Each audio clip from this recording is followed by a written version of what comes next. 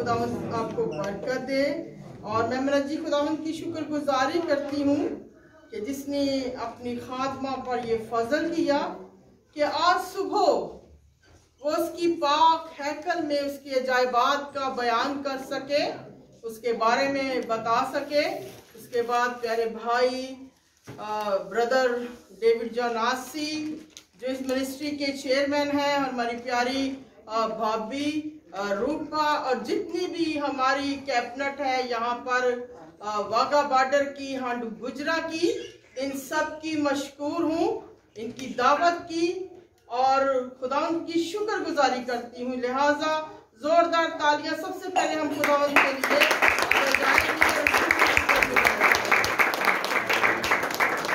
कलाम पाक की इज्जत में हम इसी तरह खड़े रहेंगे। दूसरा तवारीख 16 बाब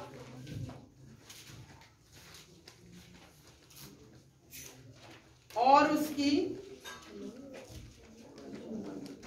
9वीं आयत से मैं कलाम मुकद्दस की तलावत करूंगी। दूसरा तवारीख 16 बाब 9वीं आयत से, जिनके पास खुदावंद का जिंदा कलाम है निकाल लीजिए, क्योंकि खुदावंद की आंखें सारी जमीन पर फिरती हैं ताकि वो उनकी अमदाद में जिनका दिल उसकी तरफ कामिल है अपने तई कवी हाथ दिखाए। खुदावंद के पाक कलाम पढ़े और सुने जाने पर खुदावंद की बरकत हो। आमीन आमीन आमीन। सब तशरीफ रखें।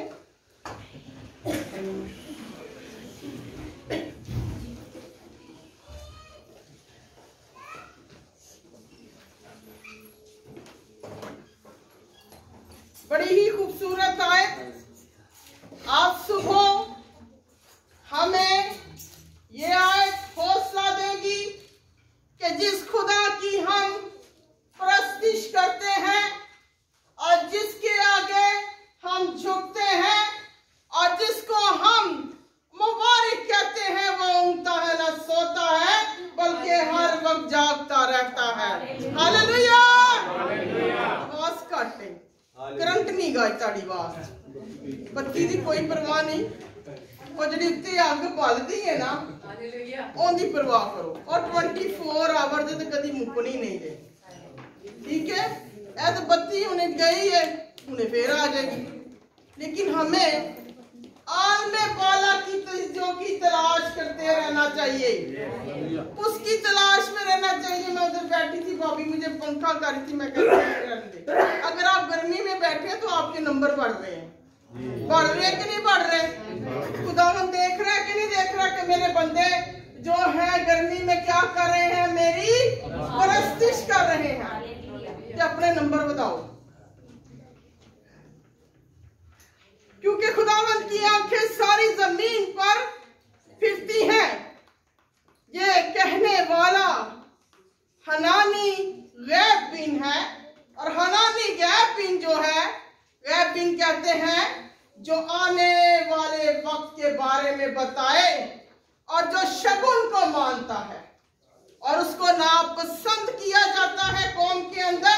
मगर जब ये आयत मैंने पढ़ी तो मेरा दिल खुशी से भर गया कि एक ऐसा शख्स जो खुदावंद के बारे में इतना नहीं जानता न पहचानता है, और वो सब बादशाह को कह रहा है कि तू नहीं जानता कि खुदावंद की आंखें सारी जमीन पर क्या करती हैं?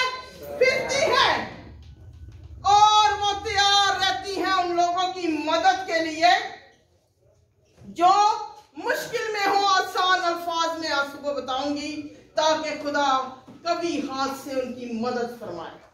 और मेरा दिल खुशी से भर गया कि मैं कैसे खुदा की परस्तिश करती हूँ कि जिसकी आंखें रडार की तरह हर वक्त ईमानदारों के ऊपर फिरती रहती हैं, और वो देखता रहता है कि क्या मेरे बंदे किसी मुश्किल में तो नहीं आ गए, क्या कोई आफत उन पर तो नहीं आ गई।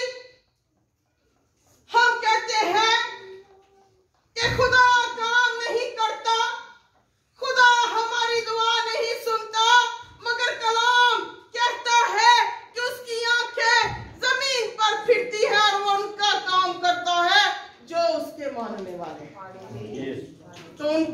मानने वालों को ना तो सर्दी लगती है तो ना गर्मी लगती है। हम गीत तो बड़ा गाते हैं, हम गीत भावें सुट दो पट्टियां दे अग दियां पट्टियां च आरियां च चीर दो, ऐसे गीत गाते हैं ना हम, गाते हैं कि नहीं गाते? बड़े जोश ना तालियां जाके कहने अग दियां पट्टियां च सट दियो है आरियां च चीर दवो। मगर जदों कोई यहो जी सिचुएशन आए तो असीं पादरी साहब वाल वेखण लग पैंदे आ, हाय हाय पादरी साहब नूं चाहीदा सी कोई यूपीएससी लवा लैण, ऐ ही कर लें। ये आपकी आजमाइश है, इसे आप बर्दाश्त करना सीखिए अगर आप खुदावन के सच्चे परस्तार हैं। सच्चे परस्तारों को ना गर्मी लगती है ना सर्दी लगती है।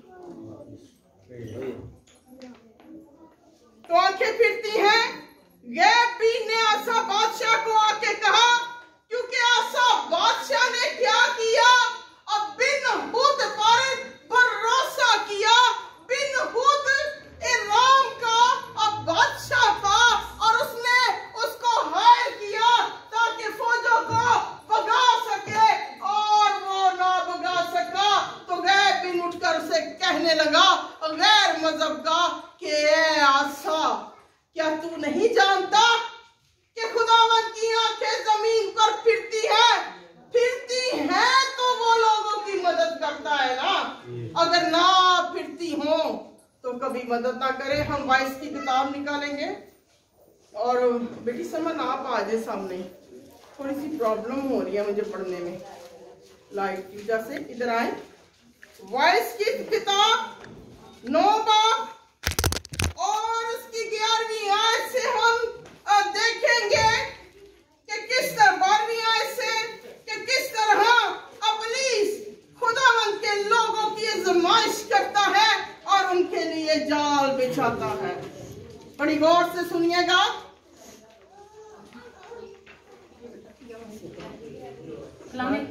कलामे खुदा में मरकूम है, लिखा है, क्योंकि इंसान अपना वक्त भी नहीं पहचानता। जिस तरह मछलियां जो मुसीबत के जाल में गिरफ्तार होती हैं और जिस तरह चिड़ियां फंदे में फंसाई जाती हैं, उसी तरह बनी आदम भी बदबख्ती में जब अचानक उन पर आग पड़ती है फंस जाते हैं। आमीन। बड़ी पावरफुल आयत 22 की किताब में लिखी गई। हजरत सुलेमान ने अपने मुंह मुबारक से बयान किया, क्योंकि इंसान अपना वक्त भी नहीं पहचानता। जिस तरह मछलियां जो मुसीबत के जाल में गिरफ्तार होती हैं और जिस तरह चिड़ियां फंदे में फंस जाती हैं, उसी तरह बनी आदम भी फंस जाते हैं। हम जितना मर्जी संभल के चल लें, मुश्किलों से बच जाएं, मगर इब्लीस हमारे लिए ऐसे जाल बिछाता जिसमें हम आकर फंस जाते हैं। खुदावंद का कलाम कहता है कि बनी आदम उन पर क्या करते हैं, फंस जाते हैं और बदबख्ती अचानक उन पर आ पड़ती है। अब हम देखते हैं दानियल कितनी सब्र से उस हुकूमत के साथ चल रहा था, शाहे फारस के साथ चल रहा था। और क्या हुआ, इब्लीस ने उसके लिए जाल बिछाया। जाल क्या बिछाया कि बादशाह के हाकिमों ने कहा कि 30 दिन हम जो है वो बुतों की परस्तिश करेंगे, उसके सामने झुकेंगे, बादशाह तेरे सामने झुकेंगे, और जो ये नहीं करेगा तू उसे शेरों की मार में डाल देगा। अब उसकी जिंदगी तो सादा सादा चल रही थी। वो अपने औकात पर अपनी खिड़की के दरवाजे खोलता और अपने यहोवा को पुकारता। वो खिड़की के दरवाजे क्यों खोलता था? क्योंकि वो पाक हैकल की तरफ मुंह करके दुआ करता था। क्योंकि जब सुलेमान हैकल बना रहा था और वो कह रहा था कि जो शख्स, ए खुदावन,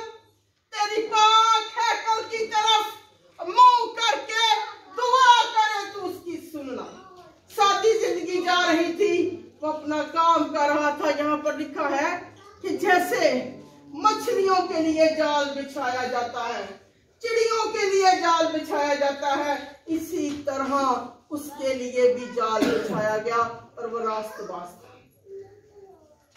नबूकदनेस्सर नहीं चाहता था उसे शेरों की बांध में डाले, मगर हाकिम चिल्ला रहे थे कि इसे डाल। उसने डाल दिया। जब डाला तो क्या हुआ? वहां पर लिखा है कि खुदावंद के फरिश्ता ने आकर शेरों के मुंह क्या कर दिए? बंद कर दिए। हालेलुया।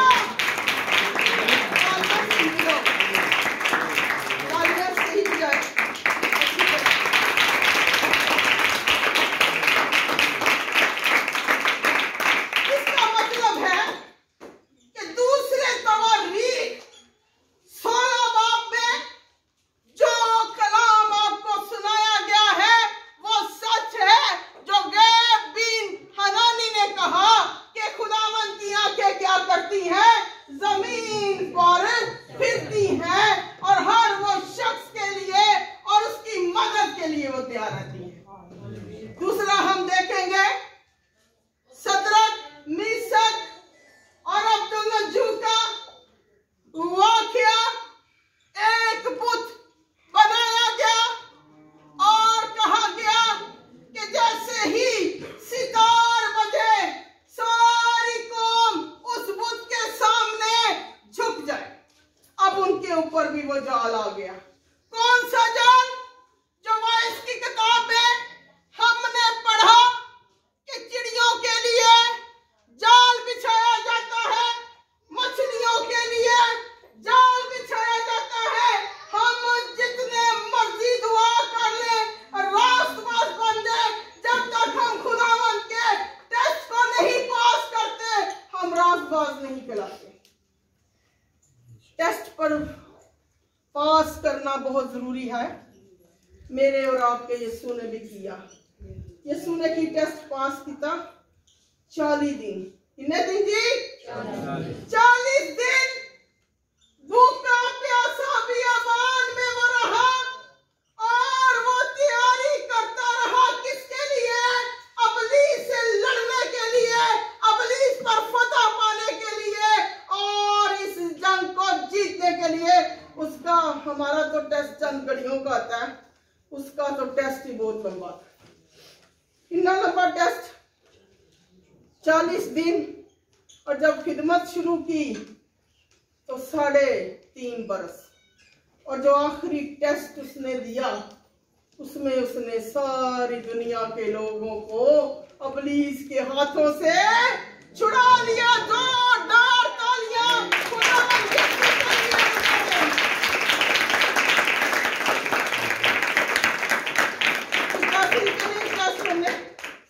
आखिरी टेस्ट। चंद दिन पहले हम खिदमत गुजार हैं, बहुतियां उच्चियां छालां भी नहीं मारनियां चाहिए। साडी भी हिम्मत टुट जाती। भाभी हस रहे ने, टुट जाती। ब्रदर बहुत खिदमत करते हैं, गाँव गाँव जाते हैं और मैंने फकर है। मैं जा रही सा तो मेरे नाल मेरी प्यारी कजन आई सी। मैं इत्थे भी कलाम सुनाया, मैं इत्थे भी सुनाया, मैं उत्थे भी सुनाया, मैं इत्थे भी सुनाया। ब्रदर ना मैं इत्थे भी आई, मैं उत्थे भी आई। कभी हमारी हिम्मत भी टूट जाती है, जवाब दे जाती है। हम इंसान है ना, खून और गोश्त के हैं। खून और गोश्त के था ना। खुदावंद कामिल खुदा था, कामिल बशर था और सलीब पर उससे भी प्यास लगी थी कि नहीं? तो साड़ी हिम्मत भी टूट जाती है। तो मैंने एक दिन में बैठी तो मैंने अपने बच्चों से कहा कि मुझे ना जीसस फिल्म निकाल के दो। जीसस तो ना मिली फिल्म में, हमें एक नई फिल्म मिल गई, उसका नाम था जीसस कोर्स। तो उसमें बताया गया है कि जब यीशु मसीह को वो दफना रहे थे तो एक एक हिस्सा खून से लबरेज था और एक एक हिस्से पे लाशें पड़ी हुई थी। और जिस कपड़े में उन्होंने मुबारक यीशु को लपेटा उसके ऊपर उसके चेहरे मुबारक की तस्वीर छप गई उसके लहू के साथ ही और उसके पूरी बॉडी की बन गई और वो उन्होंने रोम में लगा दी। और आज करने रोम में लोग कपड़े का दीदार करने जाते हैं, तो उसके ऊपर यीशु की क्या थी, तस्वीर बन गई थी। तो बड़ा मैंने कहा खुदावंद तूने हमारे लिए आखिर तक जंग लड़ी, और जंग लड़कर उसने क्या किया, हमें छुड़ाया, और वो आज भी हमें छुड़ाता है। जैसे कि हमने वाइस की किताब में पढ़ा कि जैसे मछलियों के लिए जाल बिछाया जाता है, चिड़ियों के लिए जाल बिछाया जाता है, ऐसे ही इंसानों के लिए भी जाल बिछाया जाता है। मगर खुद कलाम कहता है जो तुम में रहता है वो क्या है, बड़ा है, वो सबसे बड़ा है, और कोई भी जाल हमें नहीं कर सकता, कोई भी हमें जो है ट्रैप नहीं कर सकता। हम ट्रैप हो जाते हैं, मगर सदरक, मीशक और अब्दुल के वहां पर लिखा है, और चौथे की शक्ल क्या थी, इलादार जाती थी, यानी कि वो आसमान छोड़कर जमीन पर आ जाता है हमें बचाने के लिए। बादशाह के सामने पेश किया गया उन्हें, उसकी भी मूवी है, देखा करें ऐसी मूवियां, जरूर मूवीज को वॉच करें। जब सितार बजता है तो सारी कौम जब बुतों को मानने वाली होती है वैसे झुक जाती है, और बीच में 3 लोग खड़े रह जाते हैं, और 3 लोग खड़े ऐसे सीधे खड़े होते हैं, बाकी सारी कौम झुकी होती है, और हाकम बादशाह के कान में कहते हैं कि ये वो लोग हैं जिन्होंने बुत को सजदा नहीं किया, इनको पकड़ लाओ और आग को 7 गुना बढ़ा दो, आज हम इनको जला देंगे, आज हम इनको राख कर देंगे, क्योंकि इन्होंने बुतों को सजदा नहीं किया और खुदा को किया है। मगर लिखा है कि खुदा की आंखें जमीन पर क्या कर रही होती है, क्या कर रही होती है, फिर रही होती है, देख रही होती है। और खुदावन ने अपने मुंह से कहा कि जो मेरे बंदे को छूता है वो मेरी आंख को छूता है। क्या कहते हैं जी खुदावन, कि जो मेरे बंदे को हाथ लगाता है वो क्या करता है, मेरी आंख की पुतली को छूता है।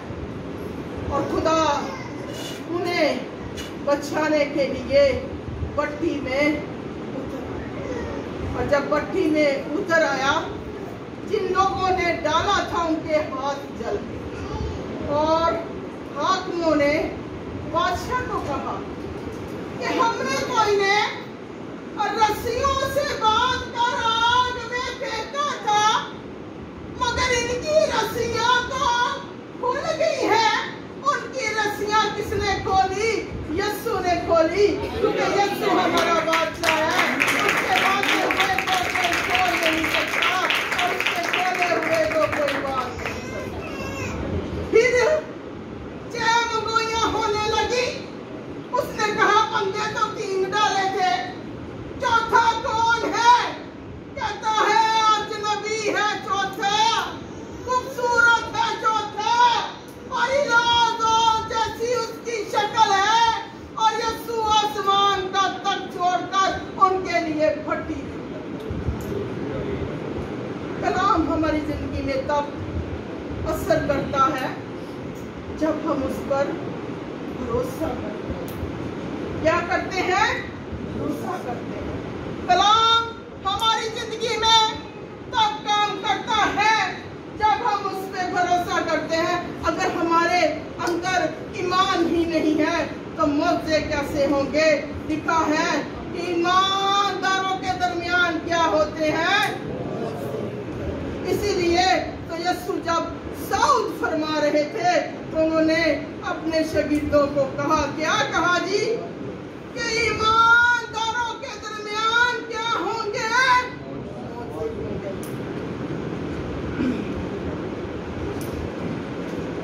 भाई नहीं, दूसरा तवारीख उसका 13वां बाब निकाल लीजिए जल्दी से।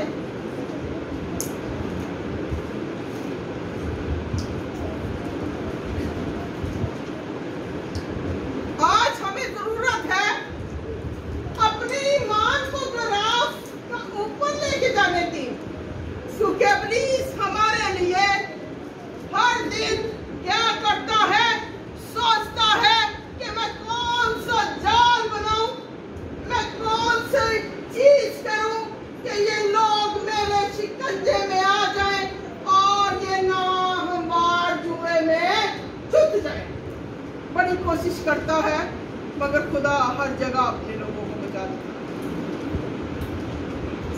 ब्रदर सामने आ जाए, ब्रदर नहीं कैसर, दूसरा तवारीख 13 बाब और उसकी 18वीं आयत से हम कलाम में मुकद्दस को देखेंगे। दूसरा तवारीख उसका 13वां बाब और उसकी 18वीं आयत में यूं मरहूम है, यूं बनी इसराइल उस वक्त मगलूब हुए और बनी यहूदा गालिब आए, इसलिए कि उन्होंने खुदावंद अपने बाप दादा के खुदा पर भरोसा किया। आमीन। कितनी खूबसूरत बात, यूं बनी इसराइल उस वक्त मगलूब हुए और बनी यहूदा उन पर गालिब आए।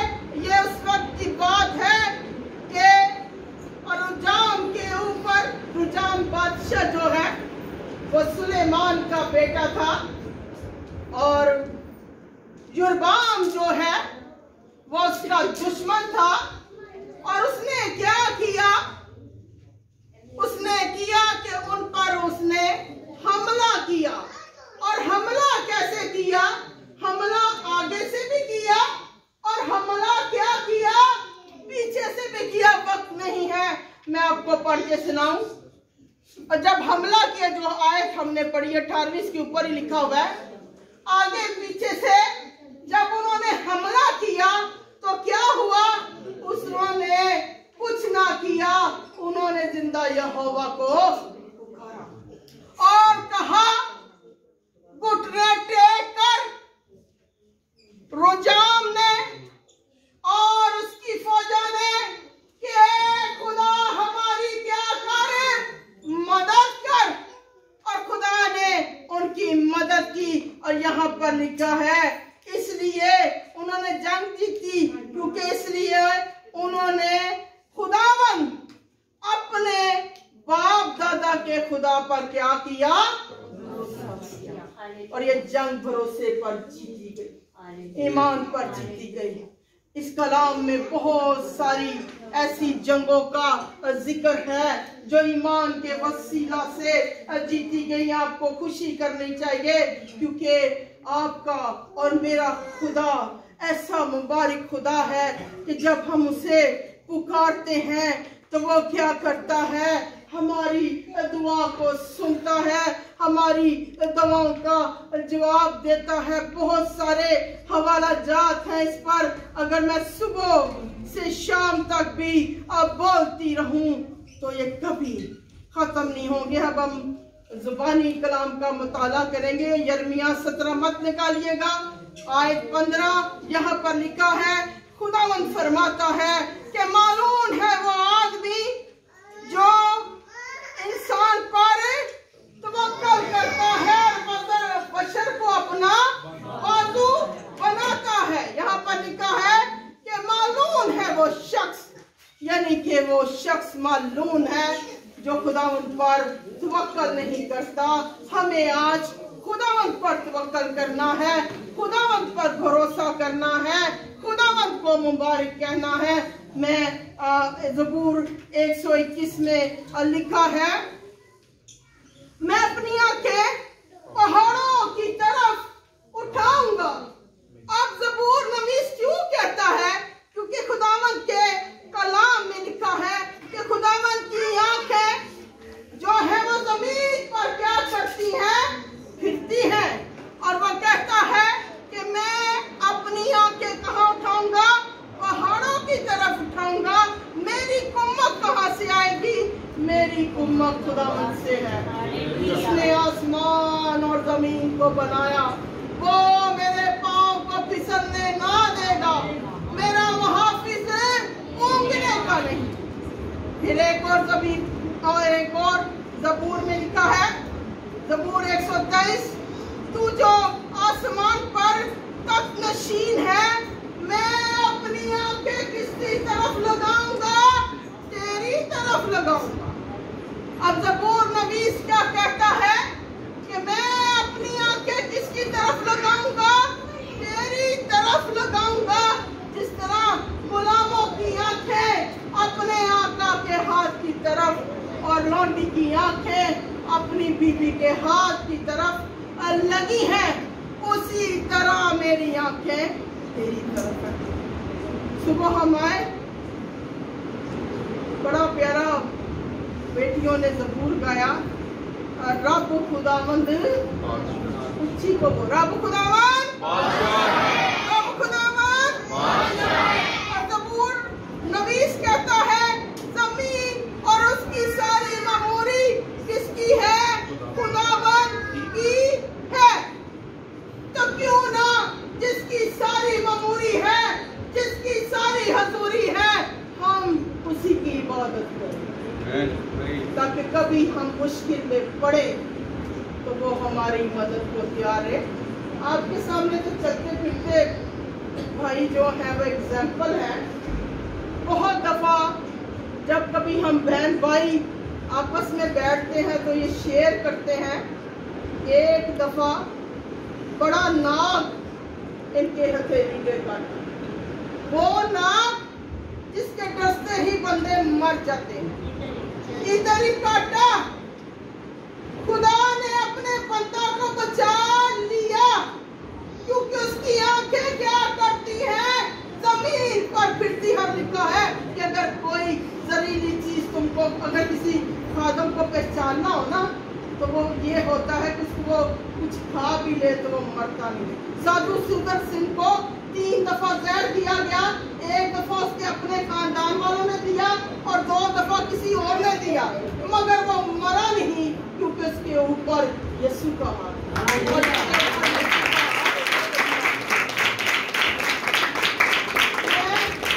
4 दफा मुंह के वो मौत के मुंह से बचाई गई और हर दफा ऐसे निकल के आया और उठकर बातें करना शुरू कर दिया मैंने, और सारी चीजें जाती, क्योंकि खुदा अपने लोगों को बचाता है।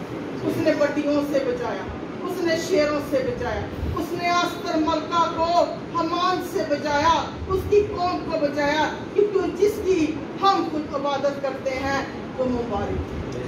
फिर इनके लिए जाल बिछाया गया, जैसे कि वाइस की किताब में हमने पढ़ा कि मछलियों के लिए जाल और चिड़ियों के लिए भी जाल बिछाया जाता है, उनमें बिछाया गया और खुदा का सूरमा वैसे ही पाया। हालेलुया, जोरदार तालियां। बात यह है कि हमारे अंदर करंट कितना है, हम खुदा को कितना चाहते हैं, या हमारी इबादत कैसी है, क्योंकि वो उसका तो वादा है कि जो कुछ तुम दुआ में मांगते हो वो हो जाएगा।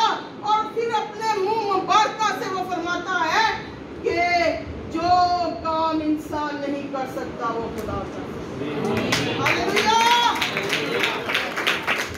फिर हम खुदाइश में पढ़ते हैं, सारा हंसती है कि मैं कैसे इस उम्र में माँ बनूंगी, तो खुदावंद कहता है इसे जाके बता दे कि खुदावंद के आगे कोई भी चीज मुश्किल नहीं है, नामुमकिन नहीं है। सिर्फ हमें करंट की जरूरत है। ये आखिरी आयत पढ़ने जा रही, मिसाल 18 और उसकी 10 आयत में लिखा है, खुदावंद का नाम मोहकम बुर्ज है, सादिक उसमें भाग जाता है और अमन में रहता है। खुदावंद का नाम ही मोहकम बुर्ज है, और आए आज हम उसमें पनाह ले लें, ताकि अगर इब्लीस हम पर हमला भी करे, हमारे लिए जाल भी बिछाए, तो हमारा कुछ ना बिगाड़ सके।